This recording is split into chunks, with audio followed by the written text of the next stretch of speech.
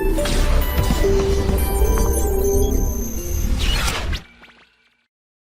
भाई, जो पढ़ने वाले हैं बेसिकली हमने इलेक्ट्रोस्टैटिक्स को दो भागों में तोड़ा हुआ है, इलेक्ट्रोस्टैटिक 1, इलेक्ट्रोस्टैटिक 2। तो जो हमने पहले 3 लेक्चर देखे हैं इलेक्ट्रोस्टैटिक्स 1 के थे, इलेक्ट्रोस्टैटिक 2 की अगर बात करें तो ऐसे शुरुआत करनी चाहिए इलेक्ट्रिक लाइंस ऑफ फोर्सेस की, यानी इलेक्ट्रिक लाइन फील्ड लाइंस, जो वैसे मैं आपको पहले पढ़ा चुका हूं तो उस पर बात नहीं करते हैं। जैसे कि हमें बात समझ में आती है इलेक्ट्रिक फील्ड लाइंस अपने साथ क्या कैरी करती है, एनर्जी। क्या कैरी करती है? एनर्जी। तो एनर्जी जब भी किसी सरफेस को क्रॉस करती है, किसी वस्तु को क्रॉस करती है, तो उसमें कुछ इफेक्ट आ सकते हैं, क्योंकि एनर्जी है इलेक्ट्रिक फील्ड। तो उसको एक पैरामीटर में ढालने के लिए एक पैरामीटर दिया गया जिसे अपन बोलते हैं इलेक्ट्रिक फ्लक्स। बिल्कुल ऐसी कहानी मैग्नेटिक फ्लक्स में भी आएगी, जिसे अपन कहते हैं इलेक्ट्रिक फ्लक्स। क्या कहते हैं? Electric flux. बिल्कुल सही बोला आपने। तो ये अपना कहना था इलेक्ट्रिक फ्लक्स। अब क्या करें? इलेक्ट्रिक फ्लक्स, इलेक्ट्रिक फ्लक्स को बेसिकली डिफाइन किया गया फाई से, और इसकी वैल्यू दी गई integral E dot dA, integral E dot dA। dA is the area vector जिसको इलेक्ट्रिक फील्ड क्रॉस कर रही है। अगर आप एरिया के बारे में जानते हो तो मैं आपको फिर से बता दूं, area is a vector quantity. Area vector की direction perpendicular to the surface होती है। कैसे होती है? Perpendicular to the surface. हमारी दो टाइप की सरफेसेस होती हैं, ओपन और क्लोज्ड। कैसी होती है? ओपन और क्लोज्ड। तो एरिया वेक्टर के बारे में बात इसलिए कर रहे हैं क्योंकि अगर फ्लक्स पढ़ना है तो एरिया वेक्टर के बारे में ज्ञान होना चाहिए, क्योंकि यहाँ उसी के साथ डॉट प्रोडक्ट है।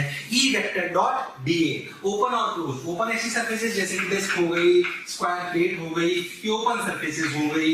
इन सरफेसेस के एरिया वेक्टर की डायरेक्शन ऊपर भी हो सकती है, नीचे भी हो सकती है, बस परपेंडिकुलर टू द सरफेस होनी चाहिए। किधर भी आप एरिया वेक्टर की डायरेक्शन ले सकते हो। और अगर क्लोज सरफेसेस है जैसे कि आपका क्यूब हो गया या आपका स्फीयर हो गया, इनकी एरिया वेक्टर की डायरेक्शन हमेशा आउटवर्ड नॉर्मल होती है। कैसी होती है? Outward normal. So these are the standard procedure of taking direction of area vector. तो इलेक्ट्रिक फ्लक्स, इलेक्ट्रोस्टैटिक 2 बेसिकली पढ़ते हैं सबसे पहले आपको इलेक्ट्रिक फील्ड का ज्ञान होना चाहिए, फिर आपको एरिया वेक्टर का ज्ञान होना चाहिए, ओपन और क्लोज सरफेस। ओपन में कोई भी एक डायरेक्शन ले सकते हैं, चिंता वाली बात नहीं है। बस एक बात का ध्यान रखें कि अगर आपने सवाल में मान लीजिए ये सरफेस है और उसका एरिया वेक्टर इधर बाहर ले लिया, तो फिर पूरे सवाल में आप इस बात को चेंज नहीं करोगे। क्यों नहीं करोगे? मैं आपको मतलब समझाता हूं। मान लीजिए कि बाहर से इलेक्ट्रिक फील्ड अंदर आ रही है, तो इलेक्ट्रिक फील्ड भी इधर है, एरिया भी हमने इधर ही माना, मतलब बाहर से अंदर आने को हमने पॉजिटिव माना। तो जब आपकी इलेक्ट्रिक फील्ड इधर से उधर जाएगी तो वो नेगेटिव हो जाएगी। ऐसा नहीं कि इधर से उधर जाओ तो आप एरिया वेक्टर उधर ही ले लो, तो फिर मतलब पॉजिटिव और नेगेटिव का कोई मतलब समझ में कोई डिफरेंस नहीं रहा। तो point is, if on open surfaces consider one perpendicular direction as area vector direction and stick to it for the whole problem, not for whole life। तो जिंदगी नहीं चिपके रहना है, और उस सवाल के लिए उस सरफेस का एरिया वेक्टर एक ही तरीके से होगा। और अगर क्लोज सरफेस हो तो आउटवर्ड नॉर्मल, उसमें कोई दिमाग नहीं लगाना है, चाहे वो क्यूब हो, स्फीयर हो, आउटवर्ड नॉर्मल ही उसका कहलाएगा। अब सर हमें जरूरत क्या पड़ी सर फ्लक्स की? Basically flux is basically tells you, जैसे किसी भी सरफेस से अगर फ्लक्स ज्यादा निकला मतलब उसमें से एनर्जी ज्यादा निकल रही है, मतलब उसमें से एनर्जी ज्यादा निकल रही है, ऐसा हमको समझ में आना चाहिए। तो ज्यादा एनर्जी निकल रही है, तो basically flux gives you an idea about the energy crossing an area. अच्छा, एनर्जी इलेक्ट्रिक फील्ड में होती है, तो आप इसको ऐसे भी समझ सकते हो कि flux basically gives you count of number of lines crossing area. मतलब ज्यादा फ्लक्स, मतलब मैं बोलूंगी एक 1 फ्लक्स है, मान लीजिए 1 फ्लक्स। अगर इस यूनिट की बात कर ले तो यूनिट क्या होगी? न्यूटन मीटर स्क्वायर पर कूलम। ठीक है, अगर आप देखो तो आपने बोला कि 10 आपका फ्लक्स है, आपने बोला इससे 1000 लाइन निकलती है, तो आप समझ जाओगे 20 होगा तो 2000 निकलेगी, ऐसे वाली बात है। तो flux is basically gives you an idea about the energy, definition में लिखा रहा हूं। और you can say flux is basically count of number of lines crossing an area. ये count of number of lines crossing area थोड़ी आपको बाद में ज्यादा फील देगा, तो उसको थोड़ा सा दिमाग में रखें। अब बात आती है कि सर फ्लक्स हो गया, ठीक है, एरिया वेक्टर के बारे में हम सब समझ गए, हमें बात बेसिक सी बात समझ में आ गई। ठीक भाई, और आगे चलते हैं। और अगर अपन बात करें तो अपने को क्या देखना चाहिए? देखिए ध्यान से कि भाई देख, मान लीजिए अच्छा अपन ये लिख लिया, ये डालिए डालिए डालिए, क्या करें? देखो ध्यान से। अब देखो ये फ्लक्स की बात, flux basically count of number of lines crossing an area. अब अगर मुझे डिफरेंट सरफेस से फ्लक्स निकालना, बहुत सिंपल सवाल मान लीजिए बात बोलूं कि आपको ऐसा करना है, ऐसे आपका फ्लक्स है, ऐसे आपकी इलेक्ट्रिक फील्ड है जो जा रही है, मान लीजिए 37 डिग्री बना रही है, ये डिस्टेंस का रेडियस r है, बताइए इसका फ्लक्स कितना होगा? तो जाहिर सी बात है E डॉट dA। ए कौन सा? ये वाला, इससे नहीं तो कट जाए, क्योंकि गलती मत करना। तो लिखा जाएगा E naught into pi are square into cos of 53। क्या आंसर आ गया? बिल्कुल आ गया। मान लीजिए मैं आपको सवाल दे दूं कि आपकी इलेक्ट्रिक फील्ड ऐसी है 2i cap plus 3j cap plus 7k cap, ऐसी इलेक्ट्रिक फील्ड है न्यूटन पर मीटर, न्यूटन पर कूलम। ठीक है, आपसे बोला जाए कि ऐसे आपकी इलेक्ट्रिक फील्ड है, सॉरी ऐसे आपका एरिया वेक्टर है। ऐसे एक बार कॉम्पिटिटिव एग्जामिनेशन में सवाल आया हुआ है, मान लीजिए कि ऐसे, ठीक, अगर ऐसा आपका सवाल आ जाए कि आपका एक स्क्वायर है जैसे टेढ़ा है, बताइए इससे प्लस कितना निकलेगा? इसकी साइड 5 है, ये एक्स एक्सिस है, ये वाई एक्सिस है, ये जेड एक्सिस है, ये एंगल 37 डिग्री है, बताइए इससे कितना फ्लक्स निकलेगा इस इलेक्ट्रिक फील्ड की वजह से? तो आपको उसको एरिया वेक्टर लिखना आना चाहिए। ऐसे स्क्वायर का एरिया वेक्टर लिखने का तरीका है ए बी सी डी। क्या हम इसका एरिया वेक्टर लिख सकते हैं? A B cross A D. बहुत बढ़िया, अगर आपको आता है तो अच्छी बात है। ध्यान से देखो तो अगर ये साइड 5 है और ये स्क्वायर है तो ये 5 cos 37 और ये 5 sin 37 यानी कि कोऑर्डिनेट हो जाएंगे 4, 0, 3, यानी कि ए बी वेक्टर हो जाएगा 4i cap plus 3k cap. और ऐसे ही ध्यान से देखें तो आपका ए बी वेक्टर हो जाएगा 0, 5, 0 मतलब 5j कैप। सोचो कि आपके पास एरिया वेक्टर आ गया, बिल्कुल आ गया, एरिया वेक्टर आ गया। ई आपको पता है क्या फ्लक्स आप ई डॉट डी से निकाल सकते हो, बिल्कुल ई डॉट ए से निकाल सकते हो, बिल्कुल निकाल सकते हो। ये दो उस टाइप के इलस्ट्रेशन थे, इसमें इलेक्ट्रिक फील्ड कांस्टेंट है और हमसे इस तरह की बात पूछी जाए तो हम इन सवालों को कर सकते हैं, कोई दिक्कत वाली बात नहीं है। चलिए भाई और आगे बातचीत करते हैं और ऐसे सवाल कैसे आते हैं, देखो ध्यान से। अगर आपने सोचे ध्यान से कि आपको एग्जांपल लिया जाए कि भाई आपको फ्लक्स निकालना है इस तरह के ट्यूब से, देखिए ध्यान से, सेकंड इलस्ट्रेशन में पर सुन लीजिए। चलिए मैं आपको इसका एक अच्छा वर्जन कराता हूँ। देखिए मान लीजिए ऐसे क्यूब है, ये एक्स एक्सिस, ये वाई एक्सिस और ये जेड एक्सिस। कोई आपसे बोले इलेक्ट्रिक फील्ड की वैल्यू है E नॉट एक्स आई cap plus E naught Y J cap, बताइए इस क्यूब से टोटल कितना फ्लक्स निकल रहा है? E नॉट एक्स आई cap plus E naught j k cap. ये क्यूब है, अच्छा सवाल है, इसकी साइड A है, कितनी है? A है, इसकी साइड A है, बहुत बढ़िया। अब क्या करें, अब क्या करें, अब क्या करें, अब क्या करें? अब देखो भाई बहुत अच्छा लगेगा आपको। देखो इस सवाल को अच्छे से सोचना, मैं नहीं कह रहा है तो लेक्चर को पॉज कर लीजिए वीडियो को और अच्छे से सोचिए, ठीक है? बढ़िया से सोचना है ना। अब क्या करें, देखो भाई ये हो गया। अगर आप बहुत ध्यान से देखो तो पहले इस वाली इलेक्ट्रिक फील्ड को देखो, आई में चल रही है। कहां चल रही है? आई में। क्या ये एक्स के साथ वेरी कर रही है? हाँ। अब देखो अगर इलेक्ट्रिक फील्ड ऐसे है, इस कमरे को समझो ऐसे, ये ऐसे, अगर ये ऐसे इलेक्ट्रिक फील्ड है तो सोचो क्या इसके सब जगह एरिया वेक्टर ऐसे परपेंडिकुलर होंगे? अगर इलेक्ट्रिक फील्ड ऐसे है तो इस दीवार का एरिया वेक्टर उधर है और ई इधर है, क्या एंगल 90 डिग्री, तो इससे प्लस 0, सामने वाली से 0, ऊपर वाली से 0, नीचे वाली से 0। तो जो एक्स कंपोनेंट वाली इलेक्ट्रिक फील्ड है उसके ये और ये, क्या इलेक्ट्रिक फ्लक्स 0 हो गया? हाँ। क्या इसमें है? हाँ। क्या इलेक्ट्रिक फील्ड ऐसे है? हाँ। पर देखो E नॉट x, क्या इस फेज के लिए इलेक्ट्रिक फील्ड ही 0 है क्योंकि x 0 है। तो क्या इस फेज के लिए भी इलेक्ट्रिक फील्ड 0, सॉरी फ्लक्स 0 हो गया? क्या वहां पे इलेक्ट्रिक फील्ड है? हाँ है। कितनी है? E not a। एरिया कितना है? a square. तो इससे फ्लक्स कितना निकला? E not a cube. बिल्कुल सही। क्या जो भी फ्लक्स x वाले कंपोनेंट से आ सकता है क्या वो हमने निकाल लिया? हाँ। क्या ऐसे ही बिल्कुल y वाले का भी निकाल सकते हैं? हाँ। कैसे निकालेंगे देखो सब लोग ध्यान से सोचो। फिर से वही काम, अब y ऐसे, इससे 0, इससे 0, इससे 0, उससे 0, इन चारों से 0 हो गया। क्या इससे और इससे हो सकता है? हाँ। पर यहां पे सोचो तो y कंपोनेंट 0 है, तो क्या इसमें इलेक्ट्रिक फील्ड ही 0 है? तो क्या फ्लक्स ऊपर वाले से बचा E नॉट a, क्योंकि यहाँ का y a है, एरिया a स्क्वायर। क्या इससे भी फ्लक्स निकला? E not a cube, E not a cube. Total flux कितना आया? 2E0 A cube, 2E0 A cube. अच्छे सवाल का उत्तर, ऐसे सवाल का उत्तर, बढ़िया सवाल का उत्तर। ऐसे अगर डिफरेंट एलिमेंट्स के लिए हमारे लिए फ्लक्स आएगा तो हमें वो निकालना आना चाहिए।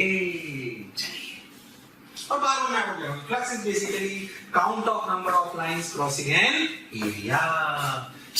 फ्लक्स की बेसिक बात अब देखो समझ। मैं आपको एक और छोटी सी बात बता दूं, देखो क्या, मान लीजिए कि स्फीयर है इमेजिनरी, इसके सेंटर पे मैं एक क्यू चार्ज रख दूं, आर दूरी का ये स्फीयर है, आपसे पूछा जाए इस क्यू चार्ज की वजह से इससे कितना फ्लक्स निकलेगा, तो आपको एक बात लॉजिकली समझ में आएगी, वो आप निकाल सकते हो कैसे। क्या इस फ्लक्स, क्या इस स्फीयर पर हर जगह इलेक्ट्रिक फील्ड का magnitude AQ by R square है, और क्या हर जगह एरिया भी इसके पैरेलल है, यानी कि क्या E और A में एंगल 0 है, यानी कि अगर मैं इसका d5 में लिखूं तो क्या लिखा जाएगा, AQ by R square into छोटा सा एरिया DA, पर E और A में हमेशा एंगल जो रहेगा क्या वो 0 है, यानी कि क्या इंटीग्रेट करा जाए तो इलेक्ट्रिक फील्ड को कांस्टेंट लिया जा सकता है, तो टोटल फ्लक्स आएगा KQ by R square into 4 pi R square. R square ने R स्क्वायर को मार दिया, K की वैल्यू होती है 1/4 pi epsilon not, total flux आया Q बाई एप्सिलॉन नॉट। कितना आया, Q बाई एप्सिलॉन नॉट। बिल्कुल बात तो सर आप सही कह रहे हो, तो Q बाई एप्सिलॉन नॉट आया। इसमें खास बात क्या है, तो मैं भी निकाल सकता था, बात तो निकालना बड़ी बात नहीं। इमेजिन करो, क्या ये फ्लक्स जो स्फीयर से आया, क्या ये स्फीयर का रेडियस में बड़ा कर दूं, क्या इसमें कोई फर्क पड़ेगा? नहीं, ये तो उतना ही रहेगा सर। यानी कि क्या this flux is independent of sphere का रेडियस? बिल्कुल, कितना भी बड़ा स्फीयर हो, कितना भी छोटा स्फीयर हो, ऐसे ही होगा। प्यारे बच्चों, बहुत बहुत शुक्रिया दिल से आप सभी लोगों का, जो आप लोगों का इतना प्यार मिला, आप लोगों के इतने व्यूज़, इतने सारे लाइक्स, इतने सारे कमेंट्स मिले। मैं ये आपको बताना चाहता हूँ कि जो डिस्क्रिप्शन में लिंक दिया है, प्लीज़ वहाँ जा कर के अपना एनरोलमेंट ज़रूर सुनिश्चित करें। और प्यारे बच्चों, इसके अलावा यदि आप डाउट्स का बेनिफिट उठाना चाहते हैं, आप स्टडी मटेरियल का बेनिफिट उठाना चाहते हैं, तो मोशन के प्रीमियम कोर्स को ज्वाइन करें। ये कहीं ना कहीं आपके लिए बहुत बेनिफिशियल होने वाला है।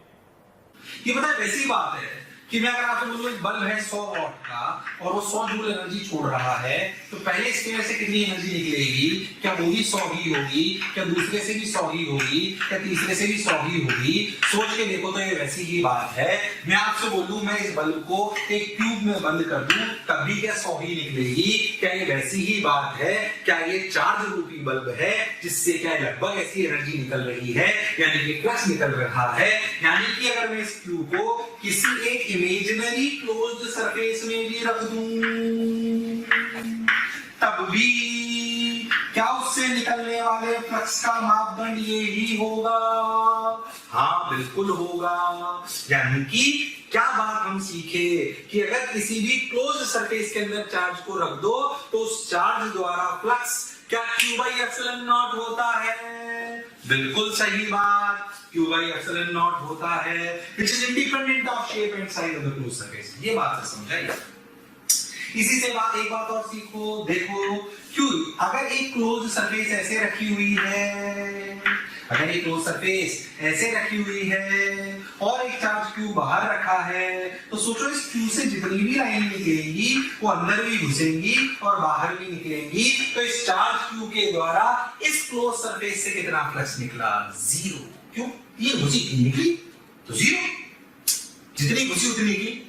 यानी कि क्लोज सरफेस के बाहर अगर चार्ज रख दूं तो क्या उससे फ्लक्स 0 होगा? हाँ, मैं ये नहीं बोल रहा हूं कि इस चार्ज Q की वजह से इलेक्ट्रिक फील्ड 0 है, मैं ये बोल रहा हूं कि इस चार्ज Q की वजह से यहाँ पे फ्लक्स 0 है। तो हम क्या दो बातें सीखे कि भैया अगर चार्ज क्लोज सरफेस के अंदर रखा हो, हम चर्चा कर रहे हैं क्लोज सरफेस पे, क्यों? क्योंकि धीरे धीरे मैं आपको गॉस लॉ में ले जाऊंगा कि अगर क्लोज सरफेस के अंदर Q चार्ज रख दो तो फ्लक्स Q बाई एप्सिलॉन होता है, कोई फर्क नहीं पड़ता उसकी शेप एंड साइज क्या है, और अगर बाहर रख दो तो फ्लक्स 0 होता है। बात बिल्कुल सही, बिल्कुल बात समझ में भी आ गई लॉजिकली। इन्हीं दोनों प्रॉपर्टीज को मिलाकर आपका गॉस लॉ बन जाता है, जो आपको क्लैरिटी से याद होना चाहिए। ध्यान से देखो क्या लॉ क्या कहता है, Gauss law very important. Gauss law कहता है, वैसे लॉ है, हमने पर इसको कूलम्ब लॉ की मदद से निकाल लिया। वास्तविकता में गॉस लॉ पहले आया था, उसकी मदद से कूलम्ब लॉ लाया गया, पर ठीक है, हम इसी सीक्वेंस में पढ़ते तो चलने देते हैं, अभी समझते हैं। अब सोचो, मान लीजिए मैं आपसे बोलूं कि एक इमेजिनरी क्लोज सरफेस है, इसे हम कहते हैं गॉसियन सरफेस। क्या कहते हैं? गॉसियन सरफेस, क्लोज सरफेस है, बस ये याद रखना, ठीक है। गॉसियन क्लोज सरफेस, इसके अंदर चार्ज रख दो Q1, इसके अंदर चार्ज रख दो Q2, इसके अंदर यहाँ चार्ज बाहर रख दो Q3, यहाँ रख दो Q4। मैं आपसे बोलूं कि इन चारों चार्जेस की वजह से यहाँ पे इलेक्ट्रिकली E नेट है। क्या ये E net E1 plus E2 plus E3 का समेशन है? बिल्कुल सही बात है। अगर मैं आपसे बोलूं कि सरफेस से टोटल फ्लक्स निकालिए, तो आप लिखोगे इंटीग्रल E डॉट dA और ये गोला लगाओगे, इस गोले का मतलब होता है क्लोज सरफेस, और यहाँ लिखोगे E नेट। क्या लिखोगे? E net. बिल्कुल सही बात है।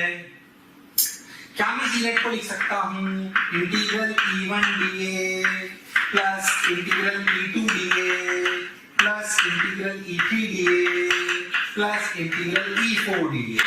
क्या ये बात अपने को समझ आ रही है? बिल्कुल सही बात है, इंटीग्रल E4 dA।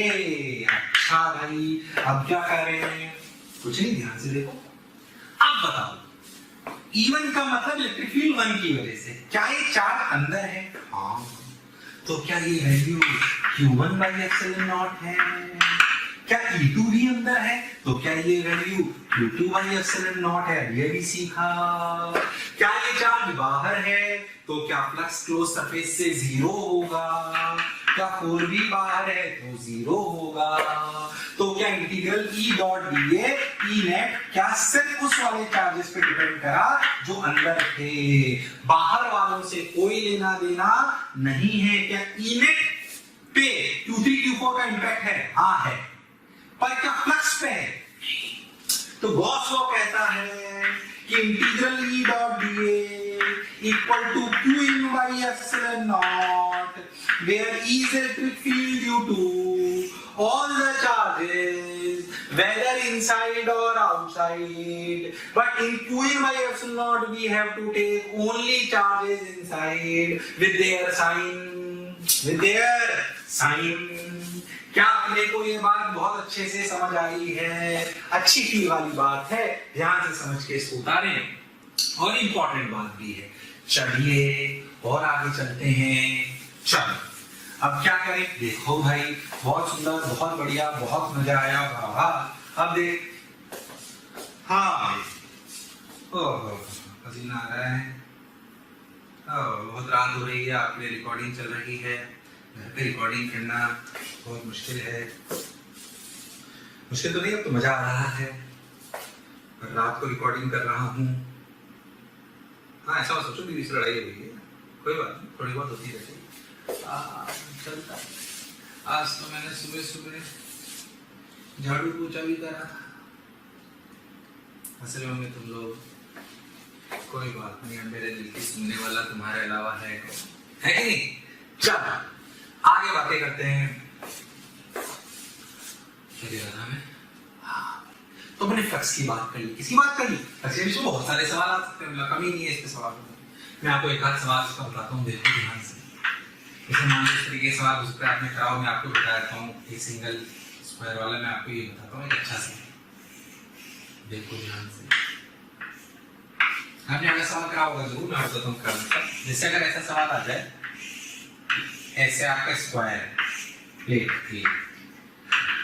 इससे a/2 दूरी पर आपका एक क्यू चार्ज रखा हुआ, ठीक है? तो आप जब बेसिकली कई बार हम गॉस लॉ को मदद लेते हैं अलग लीजिए फ्लक्स निकालने के लिए। ऐसे a/2 दूरी पर सिमेट्रिकली चार्ज रख दिया जाए। आप मुझे बताओ इससे कितना फ्लक्स निकलेगा? अब ऐसे करेंगे तो इंटीग्रेशन करना पड़ेगा। क्या हम इस गॉस लॉ को मदद ले सकते हैं? हाँ, आपने कहा होगा जरूर, मैं फटाफट बताता हूँ। इसको आप एक क्यूब बना लेते हो, फिर इसको क्यूब बनाकर आप ये बोलते हो कि ये इसके सेंटर पे आ गया है।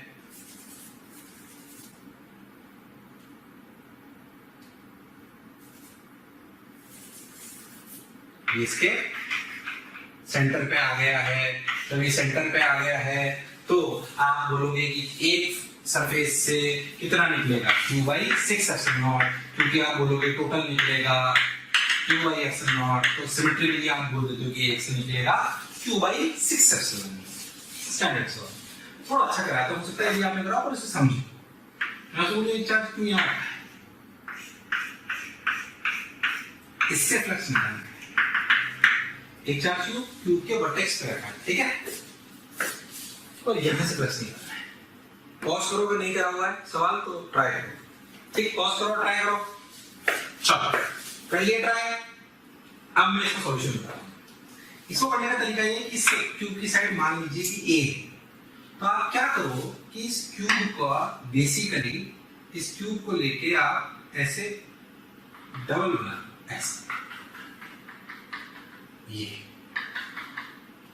ठीक है, ऐसे, यस,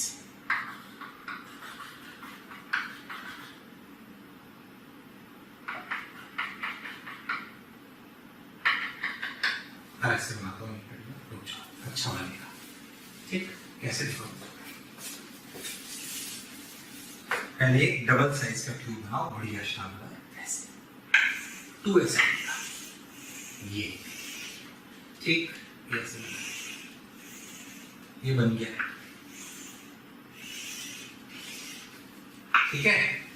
इस 2x साइड के क्यूब में ऐसा एक क्यूब फिट कर दो, ऐसे, कैसे, देखो ऐसे, ये यहाँ पे फिट हुआ है, ये ऐसे, ये ऐसे, ये ऐसे, फिर ये ऐसे, ऐसे, ऐसे, ऐसे, ऐसे। अब अगर तुम बहुत ध्यान से देखो तो अगर इसकी साइड 2a है और उसकी साइड a है तो ये क्यूब इसके सिमेट्रिकल सेंटर पे आ गया। हमें तो कट यहाँ से निकालना। अगर मैं ध्यान से देखूं तो ये क्यूब बड़े वाले क्यूब के टोटल फ्लक्स कितना निकालेगा, क्यूब बाई एप्सिलॉन नॉट, उसके एक फेज से कितना निकालेगा, क्यूब बाई 6 एप्सिलॉन नॉट। और मुझे एक फेज से निकालना है कि एक फेज के एक चौथाई से सिमेट्रिकली, एक चौथाई से, यानी कि मेरा आंसर हुआ Q by 6 epsilon not by 1/4, यानी कि Q by 24 epsilon, Q by 24 epsilon. इसका एक और तरीका है, ट्राई करो, खुद करो, रेगुलर क्लास में बताता हूं मैं, एक बार ट्राई करो, एक और हो सकता है इसका तरीका, एक और तरीके से आंसर लगाया जा सकता है। कैसे लगाया ये सवाल, बढ़िया, बहुत सुंदर। अच्छा, अब मैं और आगे बढ़ने से पहले आपको एक छोटा सी बात बता देता हूं जो नॉर्मल जिसके लिए जरूरी है, प्रूफ नहीं बता रहा हूं, ध्यान से देखो। इसे कहते हैं सॉलिड एंगल कॉन्सेप्ट, पूरा प्रूफ करते हैं। सॉलिड एंगल क्या होता है नहीं जानते तो एक बार फटाफट बता देता हूं। जैसे हमारा प्लेन एंगल होता है ऐसे, ये होता है थीटा, इसकी रेडियन होती है, सीड होती है रेडियन, इसे लिखते हैं theta equal to arc upon radius, सुना है क्या? ऐसे ही अगर हम एक सरफेस ले लें, उस सरफेस के हर हिस्से से लेकर और ऐसे कोन टाइप बना लें, ऐसे कोन टाइप बना लें, ठीक है, जैसे ऐसे, तो ये जो पूरा 3D में एंगल बनता है, सॉलिड एंगल थोड़ा इमेजिनेशन दिक्कत होती है कि वो 3D में होता है, तो 3D में ऐसे एंगल बनता है, ये कैप टाइप पूरा, इसको बोलते हैं सॉलिड एंगल। इसकी यूनिट होती है, इसे डिनोट करते हैं ओम से, इसकी यूनिट होती है स्टेरेडियन। क्या होती है? स्टेरेडियन। आप मैं समझो कि ये जो आपने पूरी ऐसे कैसे गोल टाइप चीज थी, उसको पूरा ऐसे करके कोन टाइप बना लिया, ऐसे बनाई हुई जरूर वो कोन टाइप, उसका जो एंगल बना उसे सॉलिड एंगल कहते हैं 3D में। आप मैं समझो कि यहां से मेरी दूरी r है और ये इसके परपेंडिकुलर है और ये इसका एरिया है ऐसे dA, ठीक। मैं dA इतना छोटा ले रहा हूं कि इस dA के कहीं भी पॉइंट से अपन इससे दूरी लें तो ये लगभग r हो, ऐसा। तो जो सॉलिड एंगल डिफाइन करा गया वो डिफाइन करा गया dA by r स्क्वायर। क्या डिफाइन करा गया? dA by r square. पहले समझो, हमने एक छोटा सा एरिया लिया। प्यारे बच्चों, बहुत सारे बच्चों के कमेंट आ रहे हैं ना कि आप इस टॉपिक पे वीडियो बनाइए, तो मैं बच्चों आपको बताना चाहता हूं कि ऐसा हो सकता है कि वो वीडियो ऑलरेडी चैनल में पड़ा हो। उसके लिए आपको करना क्या है कि मोशन के चैनल को सब्सक्राइब करना है और बेल आइकन को हिट करना है, जिससे आपके कोई भी नोटिफिकेशन मिस ना हो। हम कोशिश करेंगे कि आपकी जो डिमांड है मोशन परिवार पूरी करे।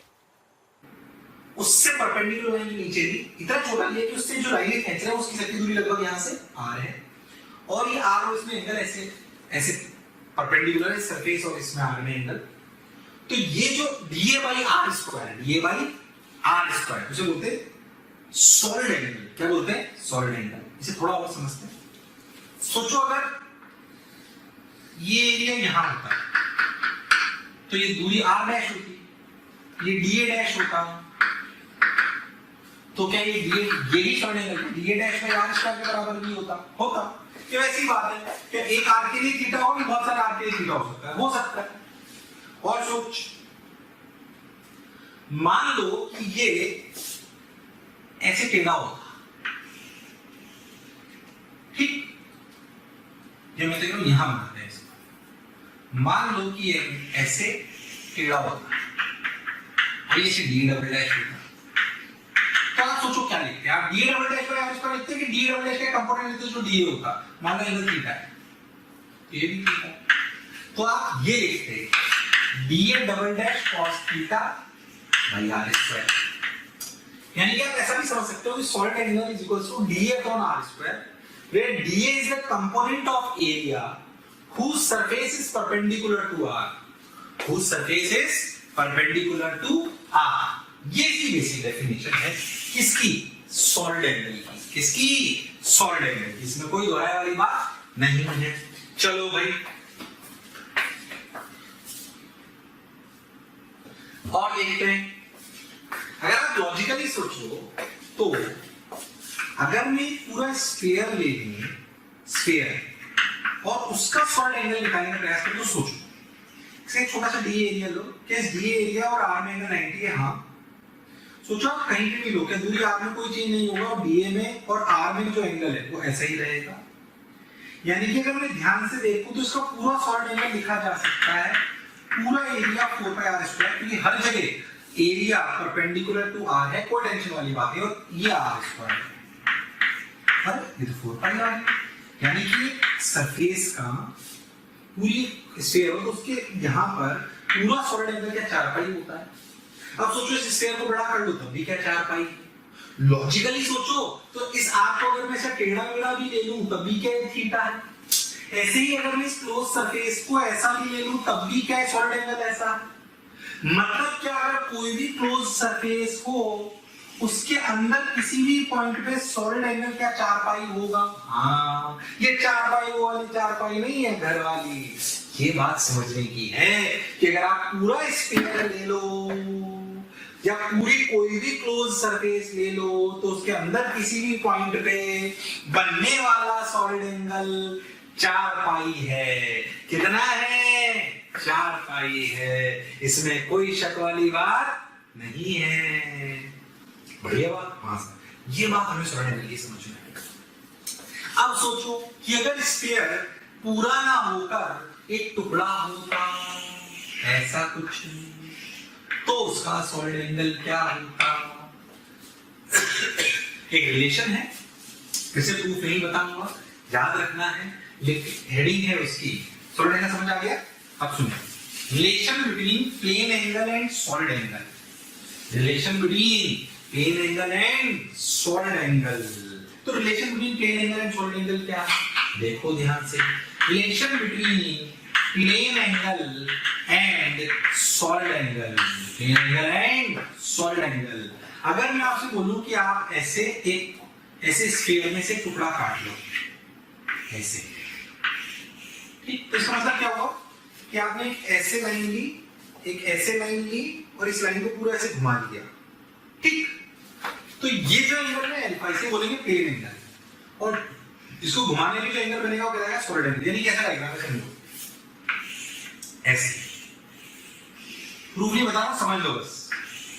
तो ये अल्फा और इससे बनने वाला ये सॉलिड एंगल पूरा। इनमें रिलेशन है 2 पाई 1 minus cos alpha, where alpha is the linear angle and this ohm type structure is solid angle। रात को पूरा बता दें नॉर्मल क्लास में, हम अभी से समझ लो। तो 2 पाई 1 माइनस कॉस अल्फा, 2 पाई 1 माइनस कॉस अल्फा। अच्छा, कई बच्चे कहते हैं सर प्रूफ कहां से देखेंगे, हम तो देख लें। मैं आपको बता दूं, कई बच्चों ने जैसे इसमें प्रीमियम कोर्सेज ले रखे हैं, कई फ्री भी देख रहे हैं, जो मिनट फ्री देख रहे हैं उनको फिर बोल रहा हूँ प्रीमियम आप ले सकते हो, आपको फायदा होगा, फिर 5,000 रुपए का कोई दिक्कत नहीं। जो प्रीमियम ले रखे हैं उनको मैं बता दूं कि अगर मुझे लगता है कि हमें पूरे लेक्चर देखने हैं तो आपको 2 हफ्तों का आप हमारे कॉल सेंटर पे बात कर लीजिए। आपको 2 महीनों के लिए, यानी जब तक एग्जाम नहीं होता है, 2-3 महीने जो भी अब लगेंगे, उस दौरान तक के लिए आपको हमारे पूरे लेक्चर्स वाला ऐप पर पूरे लेक्चर्स मिल जाएंगे कंप्लीट, जो आप घर पे बैठ के देख सकते हो। तो जब भी मेरे पूरे लेक्चर है पूरे आप देख पाओगे, या किसी भी टीचर जिसके देखना चाह रहे हो उनके पूरे लेक्चर्स आपको मिलेंगे। तो आप सिर्फ जो आपको 5,000 रुपए आपने प्रीमियम के दिए हैं उसमें 5,000 और ऐड कर देंगे आप, तो आपको पूरे लेक्चर्स पूरे क्लास वाले भी मिलेंगे। तो जो भी चैप्टर आप देखना चाहो वो आपको मिल जाएगा, और शीट वीट वाले भी मिल जाएंगे। और नहीं तो चल ही रहा है बढ़िया काम, क्या सोचना, जैसे आपकी दिक्कत है। चलिए, तो ये 2π1 - cos अल्फा, पहली बात तो ये अपने को याद होना चाहिए। सर हम तो स्टडीज पढ़ रहे थे, कहां पहुंच गए? सॉलिड एंगल और रिलेशन बिटवीन लीनियर एंगल और सॉलिड एंगल अपने को समझ आ गया। अच्छा सोचो, ये सॉलिड एंगल जो ऐसे कैप वाले के लिए था, ऐसे ही यहाँ पे अगर डिस्क हो तब भी यही होगा। ठीक है, इसमें लॉजिकल बात, इसमें क्या है? अपने ये सवाल कैसे काम करूंगा मैं बताता हूँ। जैसे एक स्टैंडर्ड सवाल आता है, देखिए मान लो कोई आपसे बोले कि ऐसे एक डिस्क है, बताओ इस डिस्क से r रेडियस की डिस्क है, इससे a दूरी पर अगर एक q चार्ज रख दिया जाए, बताइए इस q चार्ज की वजह से डिस्क से क्या फ्लक्स निकलेगा? हमें बात समझ में आनी चाहिए कि जो हमारा फ्लक्स डिस्ट्रीब्यूट होता है वो 2D में होता है, 3D में होता है? 3D में होता है। यानी कि हम बोल सकते हैं कि अगर एक क्लोज सरफेस है और उसके अंदर कोई चार्ज q रखा है, तो वो q चार्ज q/ε0 फ्लक्स निकालता है 4π सॉलिड एंगल में। इसको 2π नहीं लिखेंगे, ये 2D में नहीं लिख रहा है, 3D में लिख रहा है। तो क्या 4π सॉलिड एंगल में q/ε0 निकला? बिल्कुल। तो एक सॉलिड एंगल में कितना निकलेगा? q/4πε0। तो सोचो इतने में कितना निकलेगा? इतने में q/4πε0 into 2π1 - cos अल्फा। इसने इसको मार दिया तो बचा q/2ε0 1 - cos अल्फा। यानी कि अगर मुझे प्लेन एंगल पता हो तो सॉलिड एंगल निकाल सकता हूं, सॉलिड एंगल से फ्लक्स निकाल सकता हूं। बिल्कुल। क्या मुझे यहाँ पर ये प्लेन एंगल पता है? हाँ पता है, बिल्कुल सही बात है सर, बिल्कुल पता है। अगर मुझे ये एंगल पता है तो क्या मुझे सॉलिड एंगल भी पता है? तो मुझे इससे निकलने वाला फ्लक्स भी पता है, q/2ε0 1 - cos अल्फा। और सोच के देखो तो बढ़िया सवाल है, टफ, ऐसे करो तो इंटीग्रेशन से करना पड़ता है। cos अल्फा की वैल्यू क्या है? a/√a² + r²। लो आंसर आ गया ऑनलाइन। इसके लिए आपको सॉलिड एंगल का कॉन्सेप्ट अच्छे से आना चाहिए, वरना ये हो पाना संभव नहीं है। क्या मेरी बात सबको क्लियर है? मेरी बात सबको क्लियर है? मजा आया क्या? बढ़िया, एकदम अच्छी चीजें काम से देख लो, बढ़िया शानदार। इसमें बहुत सारे सवाल आ सकते हैं पर ये इसी प्रकार के आते हैं। ठीक ऐसे तो आप इसको क्लियरिटी से समझ लो इस चीज को। ऐसे सवाल आओगे कर लोगे क्या आप? बढ़िया, देखो मैं इस पे आपको एक बार बढ़िया सवाल कराता हूँ, देखो कैसे मैं आपको समझाता हूँ। देखो एक बार एक बढ़िया एग्जामिनेशन में एक सवाल आया क्या कि Q1 और Q2 दो चार्ज है, ऐसे उन्होंने बोला कि एक इलेक्ट्रिक फील्ड लाइन ऐसी है, कैसी? तो वो यहाँ से अल्फा चलती और यहाँ भी घुस गई, बस इतना ही किया, बस। और तो यही अब उन्होंने बोला कि बताओ Q1/Q2 का रेशो क्या है? Q1/Q2 का रेशो क्या है? अच्छा सवाल नहीं करा हुआ तो रोको वीडियो को और देखो, रोको वीडियो को और देखो।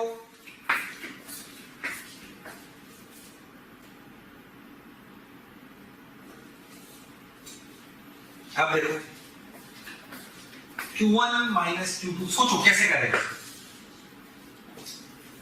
इसको करने का सिंपल तरीका, आप सोचो कि जो फ्लक्स इस अल्फा एंगल से निकला है, क्योंकि लाइन से कैसे होगा करने से क्या उधर ही Q2 में बीटा एंगल में घुसा, तो यहाँ पे अल्फा एंगल से जो सॉलिड एंगल बना उससे जो फ्लक्स निकला उतना ही फ्लक्स इसके बीटा प्लेन एंगल से बनने वाले सॉलिड एंगल में घुसा। हाँ, इसे फ्लक्स कितना निकला?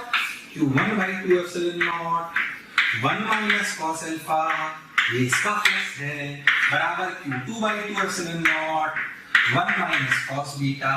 इसमें घुसने वाला फ्लक्स पर ये दोनों बराबर होने चाहिए, क्योंकि जैसा इसमें निकला वैसे घुसना चाहिए, क्योंकि लाइंस बीच में एक दूसरे को इंटरसेक्ट नहीं कर सकती। तो इसमें मान ले रेशो आ गया, खत्म आंसर। तब बढ़िया सवाल का शानदार सॉल्यूशन बिना किसी दिक्कत के, बहुत बढ़िया। बात तो सर आप सही कह रहे हो। तो ये अपनी फ्लक्स वाली बातें हो गई। हाँ भाई सर ये कह रहे हैं। तो अपन ने बात करी गॉस लॉ की, गॉस लॉ से बनने वाली सिंपल सवालों की, और अपन ने बात करी सॉलिड एंगल की।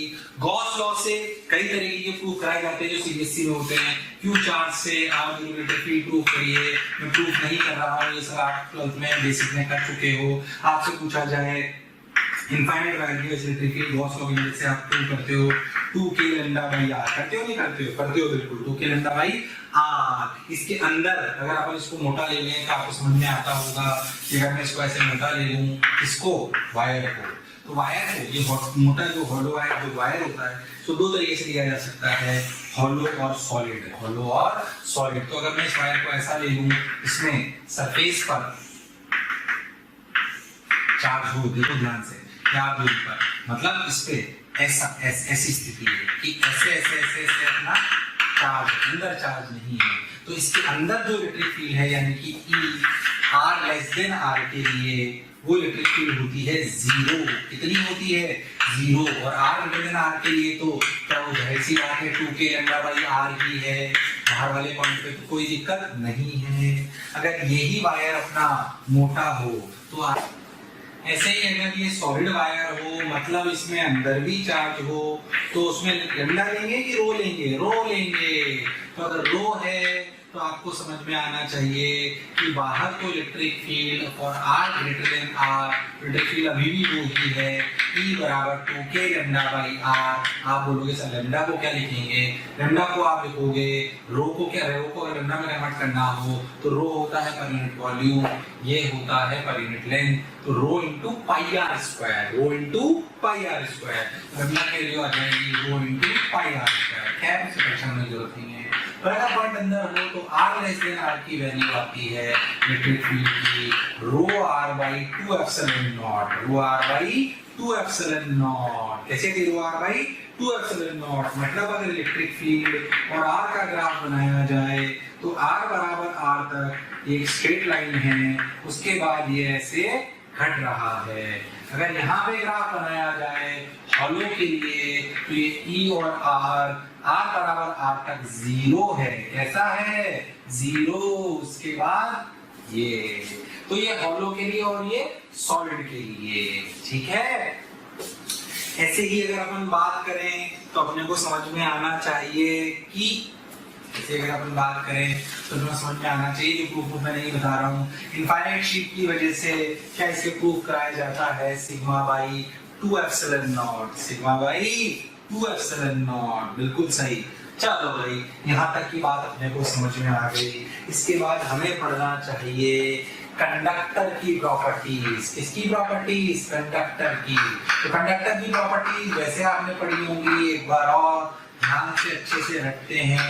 कंडक्टर की प्रॉपर्टीज, किसकी प्रॉपर्टीज? कंडक्टर बहुत इंपॉर्टेंट रोल प्ले करता है, इसलिए स्टूडेंट टू में अपने कंडक्टर बिल्कुल क्लैरिटी से समझ आना चाहिए।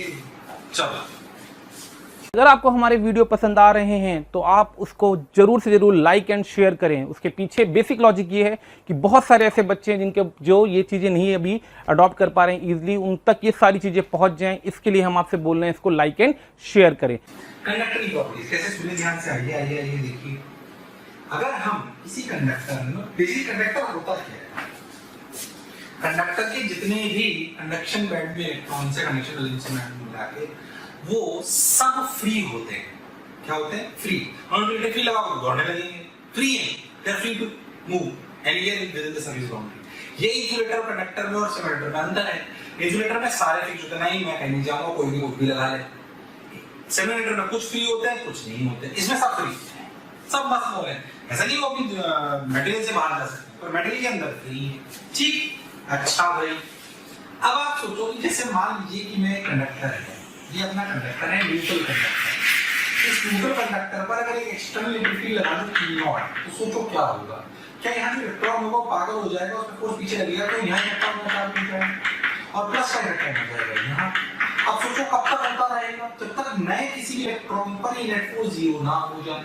नेट फोर्स जीरो कब हो जाएगा, जब इस इलेक्ट्रिक फील्ड जितनी ही ये अंदर प्रोड्यूस कर लेगा, कौन, ये प्लस और माइनस मिला के, यानी कि इंड्यूस चार्जेस अंदर इतनी इलेक्ट्रिक फील्ड जनरेट कर लेंगे कि अंदर हर जगह इलेक्ट्रिक फील्ड जीरो होनी चाहिए। ये ई नेट जीरो होना चाहिए, equal to E external plus E induce, E external plus E induce दोनों मिलाकर ई नेट जीरो होना चाहिए। क्योंकि अगर इलेक्ट्रिक फील्ड बच गई तो इलेक्ट्रॉन्स फिर दौड़ेंगे और तब तक दौड़ेंगे जब तक कि इंड्यूस और ई एक्सटर्नल के जीरो ना हो जाएं, क्योंकि सारे के सारे इलेक्ट्रॉन्स फ्री हैं। कैसे हैं? फ्री हैं। सर बात तो आप बिल्कुल सही बोल रहे हो, अब क्या करें? यानी अगर मैं सेकंड में लगाऊं तो इलेक्ट्रिक फील्ड अंदर क्या हो जाएगी? जीरो। एक बार एग्जाम में सवाल आएगा इसका इलेक्ट्रिक फील्ड डायग्राम कैसा बनेगा, तो देखिए आप इस तरह ये इलेक्ट्रिक फील्ड लाइन का डायग्राम बनेगा।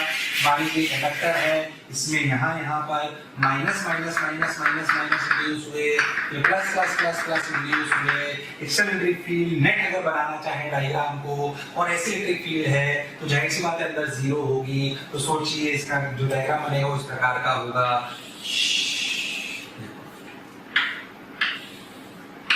एग्जामिनेशन में सवाल भी आया हुआ है कि लाइंस किस प्रकार की होगी, इस प्रकार की लिखेंगे। देखो ध्यान,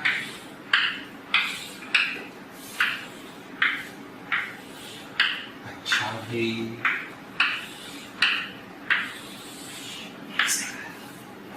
ठीक है, ध्यान से देखो हमने इसको परपेंडिकुलर लिखा है। अच्छा एक बात समझो, इलेक्ट्रिक फील्ड अंदर जीरो, इसका मतलब पोटेंशियल क्या है? कांस्टेंट, जीरो नहीं। इलेक्ट्रिक फील्ड जीरो हो तो पोटेंशियल जीरो हो ऐसा जरूरी नहीं है, मैं पहले ही बता चुका हूं। इलेक्ट्रिक फील्ड जीरो तो पोटेंशियल क्या है? कांस्टेंट। मतलब क्या, conductor act as a equipotential region, surface नहीं बोल रहा हूं, इक्विपोटेंशियल रीजन। पूरी जहां जहां कंडक्टिव मटेरियल सब इक्विपोटेंशियल। इलेक्ट्रिक फील्ड जीरो है, इलेक्ट्रिक फील्ड क्यों जीरो? क्योंकि सारे इलेक्ट्रॉन फ्री हैं, इलेक्ट्रॉन फ्री हैं तो इलेक्ट्रिक फील्ड लगाने को तब तक दौड़ते हैं जब तक इलेक्ट्रिक फील्ड जीरो ना हो जाए। बात सर आप बिल्कुल सही कह रहे हो। तो इलेक्ट्रिक फील्ड जीरो है मतलब पोटेंशियल कांस्टेंट है, पोटेंशियल कांस्टेंट है। अच्छा, पोटेंशियल अगर कांस्टेंट है तो इलेक्ट्रिक फील्ड लाइंस को परपेंडिकुलर टर्मिनेट और ओरिजिनेट करना चाहिए। तो तीन प्रॉपर्टीज लिख लो, या जैसे भी मैं लिखा नहीं रहा हूं, समझ लो। If we apply electric field to a conductor, charges arrange themselves in such a way that net electric field inside the conducting material is zero. चाहो तो लिख लो, because electric field everywhere is zero, potential becomes constant everywhere in the material, or we can say conducting material act as a equipotential reason. Because it act as a equipotential reason, electric field lines terminate and originate perpendicularly from the surface. From the surface. क्या ये बात समझ में आई आपको अच्छे से? पक्का? Good. और आगे चलते हैं, देखते हैं, सुनते हैं क्या क्या अपन कर सकते हैं। सोचो, देखो,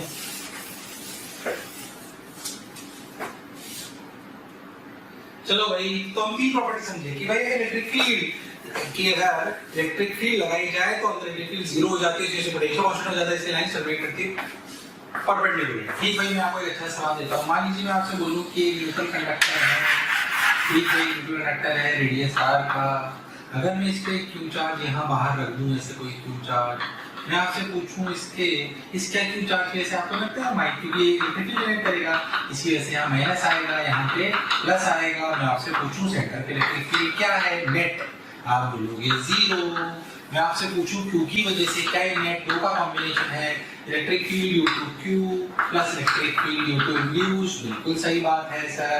तो क्या क्यू की वजह से इलेक्ट्रिक फील्ड के Q by R square right में है? तो क्या electric field due to induce की वजह से क्या के Q by R square left में होगी? तभी तो जीरो होगी। लॉजिकल है।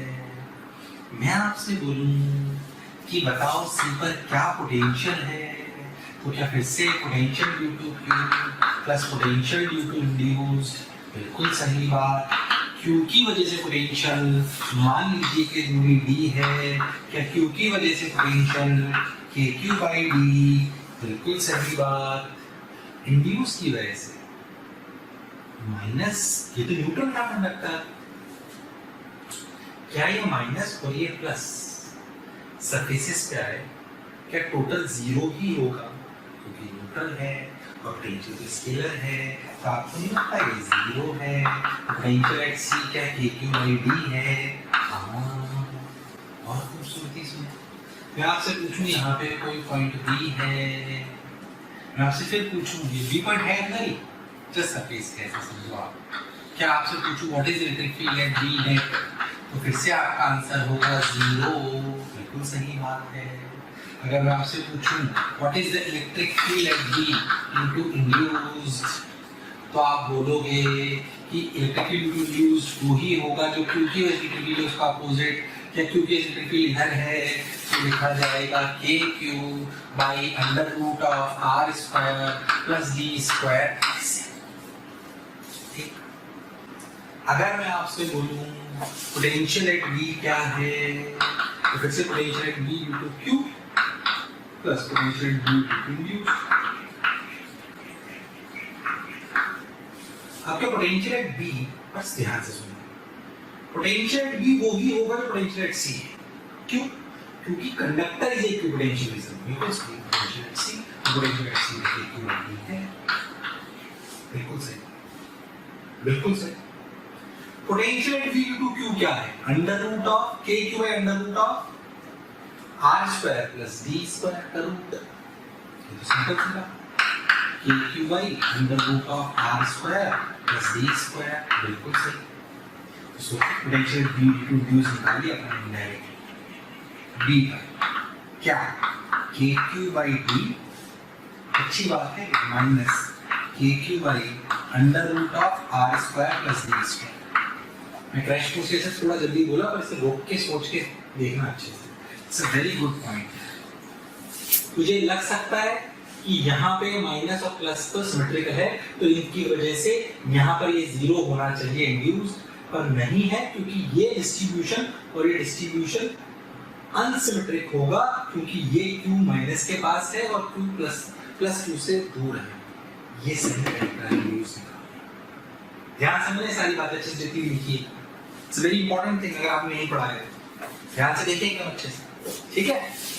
बढ़िया, अच्छा, it's a good point, it's a good illustration. चलो और आगे चलते हैं, क्या देखो ध्यान से और सोचो क्या क्या हमने पढ़ लिया। इलेक्ट्रिक फील्ड अंदर जीरो होती है, ये इंड्यूस की वजह से और एक्सचेंज जीरो होती है, पोटेंशियल कांस्टेंट होता है, पोटेंशियल कांस्टेंट होने के बाद हमने बोला लाइंस परपेंडिकुलरली होती है और बातें करते हैं। अगर मैं आपसे बोलूं कि कंडक्टर है, उसको अगर एक चार्ज ये जो भी बता रहा है कंडक्टर है, उसको अगर चार्ज क्यू दे दिया जाए तो पूरा चार्ज कहाँ मिलता है? कहाँ मिलता है? आउटर सरफेस पे। याद रखें, all the charge reside to its surface, all the charge reside to its surface. मेरा इसमें ये तो याद रखना है।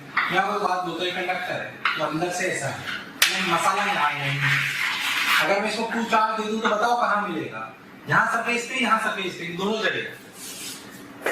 All the charge given to a conductor resides to its outer surface, resides to its outer surface। याद रखें outer surface। ठीक, एक और प्रॉपर्टी याद रखें कि अगर कोई भी कंडक्टर इस प्रकार का है और उसे Q चार्ज दे दिया जाए तो उसमें चार्ज क्या सरफेस पे आता है, तो क्या डिफाइन करेंगे? लैम्डा सिग्मा रो, सिग्मा, यहाँ सिग्मा 1, यहाँ सिग्मा 2। क्या ये सिग्मा सेम होगा? नहीं, sigma is directly proportional to 1/RC, यानी कि radius of curvature. Radius of curvature का मतलब जितना ज्यादा शार्प एंड होगा, जितना ज्यादा शार्प एंड होगा उतना ज्यादा सिग्मा होगा। इसलिए मशीनरीज में शार्प एंड्स को अवॉइड करते हैं ताकि ज्यादा चार्ज एक्यूमुलेट ना हो। तो पूरा चार्ज कहाँ मिलता है? बाहर।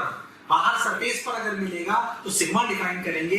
क्या सिग्मा इवनली डिस्ट्रीब्यूटेड होगा? नहीं, सिग्मा वहां ज्यादा होगा जहां पर शार्प एजेस होंगी, यानी कि radius of curvature come, sigma ज्यादा। लॉजिकली समझ में आता है कि अगर हमारा कंडक्टर स्फीयर हो तो सब जगह रेडियस ऑफ कर्वेचर सेम होगा, तो सिग्मा यूनिफॉर्म होगा। कैसा होगा? यूनिफॉर्म। लॉजिकल है। क्या मेरी बात एकदम क्लियर है? बिल्कुल सही बात है। उतार लो, अब और सुनो, देखो क्या, देखो क्या और बातें सोचें कि क्या अगर हमारा कंडक्टर ऐसा है, देखो भाई इस प्रकार का कंडक्टर है, क्या है, इसको चार्ज क्यू दे दे। कौन सा चार्ज दे दे? क्यू। तो क्या क्यू चार्ज की वजह से सब जगह चार्ज निकल आएगा, कैंसिल निकल आएगा? Depends on sigma, depends on shape. अंदर इलेक्ट्रिक फील्ड क्या है? जीरो। क्या बाहर है? यहाँ सिग्मा। इसके जस्ट बाहर इलेक्ट्रिक फील्ड होगी, प्रूफ ही बता रहा हूँ, उसका फॉर्मूला है sigma by epsilon not. Just बाहर इलेक्ट्रिक फील्ड का फॉर्मूला है, अंदर क्या है? जीरो, और जस्ट बाहर क्या है? Sigma by epsilon not. Where sigma is the local charge density, मतलब यहाँ का सिग्मा है तो सिग्मा बाई एप्सिलॉन, यहाँ का सिग्मा डैश है तो यहाँ की electric field sigma dash by epsilon not. Got my point? पक्का? जस्ट आउटसाइड इलेक्ट्रिक फील्ड है सिग्मा बाई एप्सिलॉन नॉट। याद रखें, प्रूफ नहीं बताऊं, याद रखें। Just outside electric field sigma by epsilon, अंदर इलेक्ट्रिक फील्ड जीरो। ऐसे ही क्या अगर अपन बात करें तो आपको नहीं लगता कि ये सारे चार्जेस जो यहाँ पर सिग्मा उपलब्ध है उस पर फोर्स लगा रहे होंगे, उस फोर्स की वजह से प्रेशर आएगा, उस प्रेशर को कहते हैं इलेक्ट्रिक प्रेशर। क्या कहते हैं? Electric pressure. क्या आपको नहीं लगता यहाँ पे जो चार्ज हो वो बाकी सारे चार्जेस पर फोर्स लगा रहे होंगे, उस फोर्स की वजह से उस पर एक तनाव आएगा, उसको नाम दिया गया इलेक्ट्रिक प्रेशर। उसका भी अपने आप में बहुत बढ़िया प्रूफ है, पर तुम्हें अभी जरूरत नहीं है, इसे समझें। Sigma square by 2 epsilon not, sigma square by 2 epsilon not is the formula for electric pressure. याद रखें, इलेक्ट्रिक प्रेशर का formula sigma square by 2 epsilon, just of electric field sigma by epsilon not. पूरा proof नहीं करना है, normal explain किए जाते हैं, अभी रट लो अच्छे से, काम की बात है। तो क्या आपको बेसिक प्रॉपर्टीज ऑफ कंडक्टर समझ में आई? कौन सी प्रॉपर्टीज है ये? Basic properties of conductor. प्यारे बच्चों, अगर आपको लेक्चर पसंद आ रहे हैं और मैं आपसे कहता हूं कि आपको लग रहा है कि ये टॉपिक भी सर से ही पढ़ना है और आप उसके लिए कोई आपकी क्यूरी है या कोई भी आपके किसी भी तरह का प्रॉब्लम है, तो आप इस टोल फ्री नंबर पर संपर्क कर सकते हैं। टोल फ्री नंबर है 18002121 1800212799 1821 799 18002121 799।